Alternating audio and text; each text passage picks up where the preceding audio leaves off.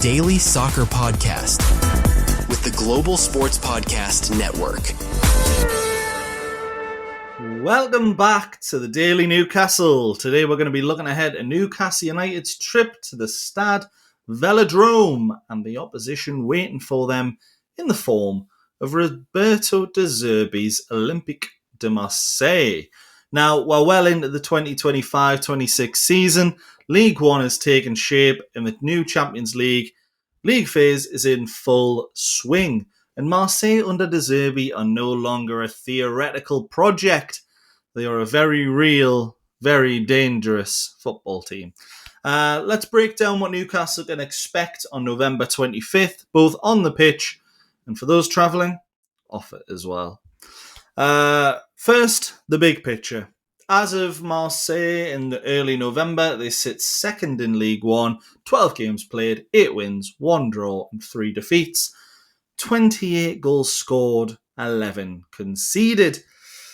17 plus goal difference, mightily impressive, and at home they have been ruthless. 28 of those 28 goals scored, 21 of those were at the Stade Vélodrome, and they've conceded just 6 goals at home this season. But in Europe, it is a little bit more complicated. In the Champions League, Marseille have played 4 and won just 1, losing the other 3. They've scored 6 goals and conceded 5. The results, they do tell a story. A narrow 2-1 defeat away to Real Madrid, where they were really unlucky to lose that. A big 4-0 win at home to Ajax, who aren't the opposition that everyone might think they are because of their reputation.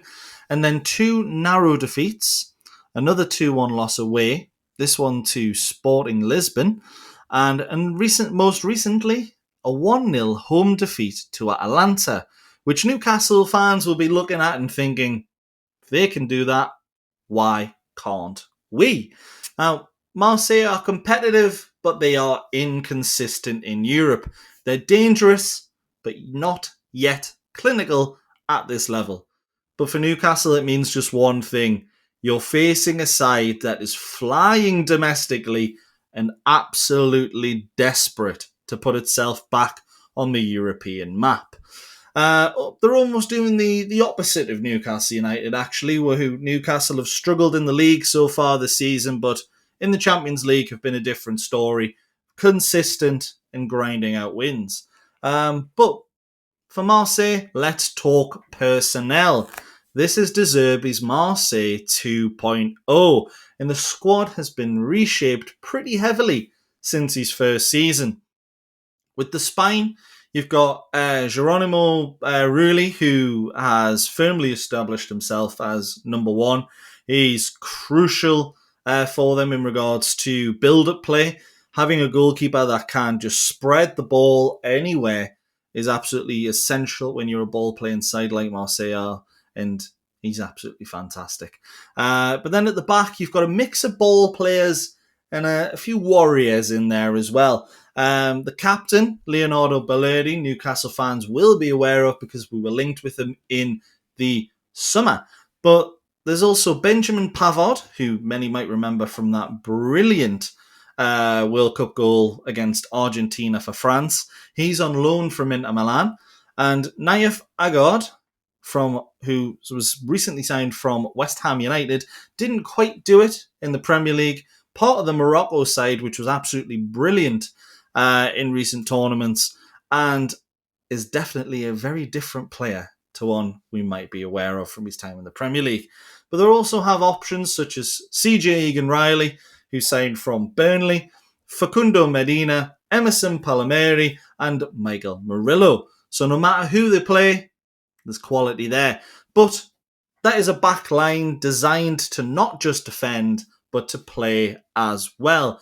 And to give them a little bit of oomph, let's say, in midfield, they signed Pierre-Emile Højbjerg from Spurs, 20 million, and he's every bit the metronome that De Zerbi has been crying out for in midfield. With the creative spark of Angel Gomez, signed on a free from Lille. That one went under the radar. And then the others that could potentially join those two in midfield. Matt O'Reilly, signed from Brighton, looked absolutely brilliant in Brighton colours when he did play, but obviously picked up that really, really bad injury in his debut and maybe just hasn't had the game time to really demonstrate his skills since. And there's also Artur Vermeeren, who, let's be honest, these players are giving the depth and intelligence to that Marseille midfield. They give a lot of options and they can help decide between whether they want to play that double pivot or they want to give more advanced roles to that midfield. And the attack is pretty much where it gets just a little bit spicy, a little bit hot. I don't know really where to start with Mason Greenwood. I don't like him. You don't like him. But he is the headline act for Marseille. 8 goals in League One, 9 in all competitions, top goal scorer, primary attacking threat. No, don't make a joke, Michael. But Igor Paxo is the one that's really stood out for me this year. Going to talk about Greenwood as little as what I can for obvious reasons. But Igor Paxo is the big 35 million winger from Feyenoord. He's picked up 4 goals so far and 3 in the Champions League. I'd look if you're a Newcastle fan that isn't aware of him. He's direct, he's quick, he's very willing to run at defenders. And just look at a few of Marseille's games in the Champions League, because there's one goal in particular that's just, I won't spoil it, but it'll take your breath away. What a strike that one is. And then the striker who will likely play up front is one that Newcastle fans will be all too familiar with from his stint in the Premier League. He's back in Europe after a stint in Saudi, Pierre-Emerick Aubameyang. 5 goals already for Marseille. He is still lethal when the ball is in the box. And no doubt there'll be articles about that one time that he played at Grunzel Park against Heaton Stannington. Because every time he comes up, that seems to be the point of call. But that's not all they have. They've got Robinho Vaz, who's quietly been productive with 4 goals, and Timothy Weah, who's on loan from Juventus and adds pace and versatility into that forward line. And, there's also another player. Goyori's still there too, and although he's not starting every game, he can operate centrally or on the left, and he's quite a clinical player. He's quite a very, very dangerous player. The headline is going to be Newcastle United's fullbacks. It is going to be Greenwood and Paxao, and whoever they're up against, whether it's Lewis Hall and Tino Livramento, or Dan Burn and Kieran Trippier, or a mix of those two. If it's the former, Newcastle could be in a good position. If it's the latter, I'm personally pretty scared as a Newcastle fan. And I'm also very scared to what Joe Linton's going to be like on the pitch, because I've got a feeling he might go all Tyrone Mings on a certain former England, let's say, player. But yes, back to Marseille and De Zerbi. De Zerbi has pretty much played the same style of football at Brighton to now he does at Marseille. Not a lot changes in the philosophy, but it has been tweaked and redefined. On paper, Marseille line up in the 4-2-3-1, melts and reforms depending on the phase of play. The build-up is sort of how they bait teams in, create the space towards the back so the wingers can push forward. Rulli, Pavard, Balerdi will circulate the ball deep, invite the press. They'll go into Højbjerg, he'll drop and offer a little bit of an outlet. And then once the press is broken, they'll explode forward with the wingers. And Aubameyang, who obviously is well known for being one of the fastest players in the world in his peak. Not sure how fast he is now, but I can't imagine he's as slow as our centre-backs. Well, actually, maybe not Malik Chow.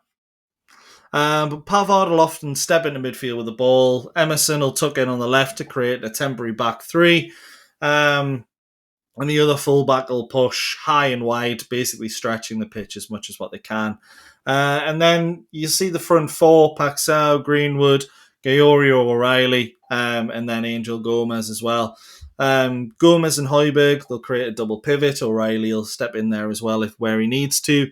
And then you've got the two wingers. One will provide width, one will come inside, and then whoever leads the line, likely Aubameyang, will push off and try and get in behind the last defender.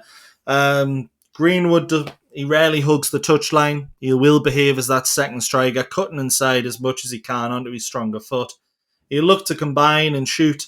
The fullback outside him is pretty much there to provide width and drag defenders away to give him more time on the ball. While Paxao, he will stay a little bit wider. He'll stretch that left flank and force the opposition wing-back or full-back. In this case, let's hope it's Tino Livramento and he's back. Looks more likely that it'll be Kieran Trippier. They'll pretty much stay as a full-back just simply because of the dangers that he provides. But moving on, there are three things that really Newcastle do need to be ready for. The first is the intensity of the Stade Vélodrome. Some Newcastle fans will remember it from European adventures past, and then some might be experiencing it for the first time. But Marseille at home this season, they won 6-2 versus Le Havre, 5-2 versus Paris FC, 4-0 versus Lorient, 3-0 versus Stade Brest, and a 1-0 win over Paris Saint-Germain. Now, they're not a team that looks to win 1-0, but if they need to, they will. They score heavily, and they do it with style. It's not a team that's just going to scrape a victory. They're going to overwhelm you, and they're going to make you look silly. The second is their attacking variety. It's not just stop Mason Greenwood and you stop Marseille. He might provide a lot of shots and a lot of goals, but Paxao brings such a direct dribbling threat, runs in behind, and has a fantastic shot on him as well. 35 million might look to be a bit of a bargain for him. Aubameyang, old school poacher now. He can attack the box and have a bit of space. And then obviously you've got the midfield of what will likely be O'Reilly, Gomez and Højbjerg, can control the tempo and pick passes. And then obviously, as I mentioned, one of the fullbacks will contribute with width. The other will create that back three. And they'll hurt us with the long switches to the wingers from those three centre-backs, the underlapping midfielders, and it's going to be a really, really tricky one for Newcastle tactically. But I do think it's one that Eddie Howe will be prepared for, and Newcastle might be able to match Marseille even on their own home turf. I mean, despite the losses recently, and away from home we do have shocking form, but believe, because in the Champions League, been pretty decent. But the Marseille also bring a lot of confidence from League One. They're sitting second in the league. They aren't playing like underdogs domestically. They aren't playing like underdogs in the Champions League. They're playing that a team that believes it should be at the top. And Newcastle aren't just facing a tricky away night.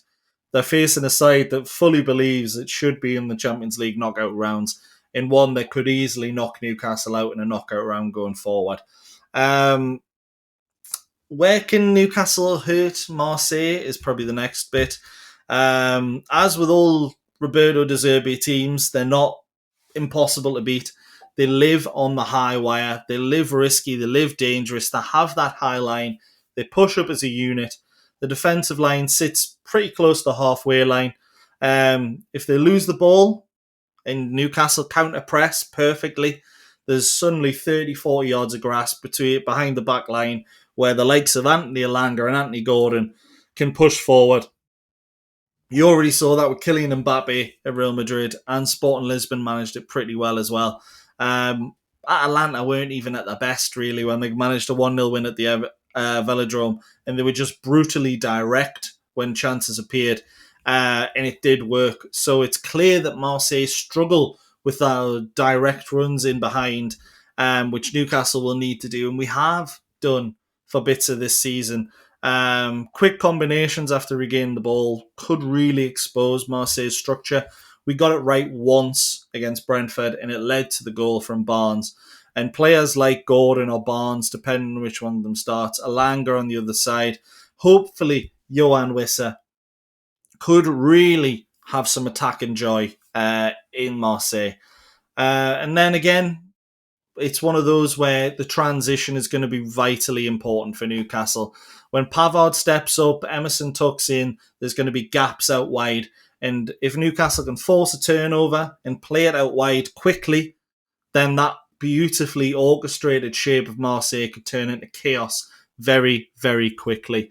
And then just to finish up, Obviously, there has been a note sent out for travelling supporters for Newcastle. If you're actually travelling to Marseille, there are very, very serious safety and logistic notes you need to be aware of.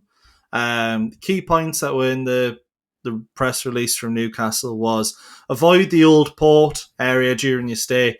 French police have strongly advised against staying in that area, or at least if you do not wear any club colours or anything that identifies you as a Newcastle fan in the city before the organised meet.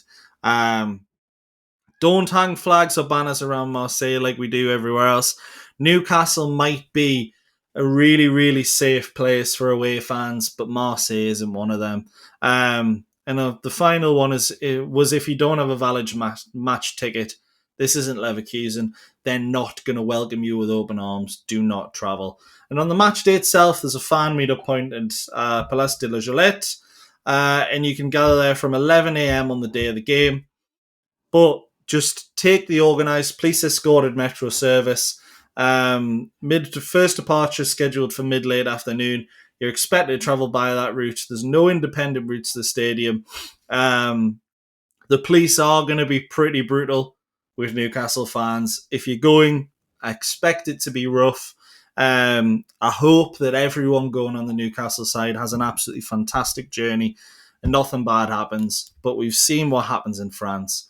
We've seen what happens in Marseille. So prayers will be out for everyone. Hopefully, the fan presence out there with it being a midweek game is a bit, it's a bit nicer. We can't expect it. It's going to be a hellish atmosphere. Hopefully after the game, we see a bit more, unity. Newcastle fans, we can be absolutely fantastic on the road, but there are a few idiots in there who will try and spark stuff. It happens at every club. But just remember as well, anyone deemed too drunk will be refused entry into the game. But to finish up, follow the club instructions. Don't take unnecessary risks because Marseille away is not the standard European jolly. And for Newcastle, for the team on the pitch, they're facing a red-hot team in League One. Unstable, but dangerous in Europe. Technically excellent.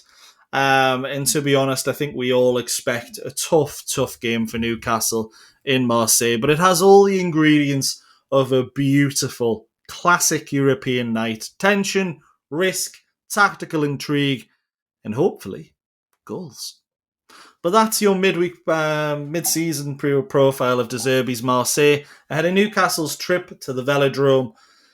If you found this useful, hit follow, share it with a mate heading to Marseille. Keep an eye out for our post-match breakdowns and our pre-match match previews, where you'll see just how much of this De Zerbi blueprint actually translated onto the pitch.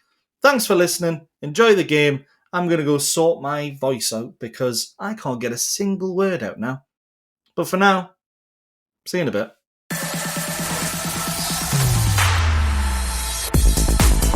Your daily soccer podcast with the Global Sports Podcast Network.